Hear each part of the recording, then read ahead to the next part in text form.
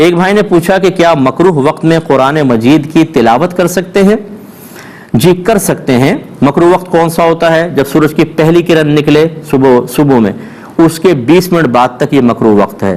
پھر ایک زوال کا وقت ہوتا ہے، پھر ایک غروب آفتاب، جب سورج بالکل ڈوب جائے اس سے 20 منٹ پہلے، یعنی عصر کے آخری 20 منٹ اگر کہیں تو اور زیادہ آسان ہو جائے گا۔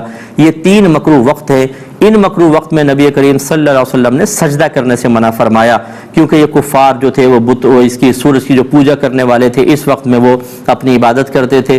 اس لیے فقہا نے منع فرمایا کہ سجدے کی ممانعت تھی، دیگر جو عبادات ہیں وہ بھی اختیار نہ کی جائیں، لیکن منع نہیں ہے۔ اسی لیے کہا جاتا ہے کہ اگر جنازہ عین مکروہ وقت میں آیا تو وہ پڑھنا شرعاً جائز ہے۔ ہاں اگر کراہت اس میں ہے کہ پہلے سے آ چکا ہو، اتنی تاخیر کرنے کے زوال کا وقت داخل ہو جائے، اس کا مطلب ہے کہ دیکھیں نماز جنازہ پڑھنا منع تو نہیں ہے، اسی وقت میں فرمایا اگر آئے تو پڑھ سکتے ہیں، اس لیے مطلقاً منع نہیں ہے۔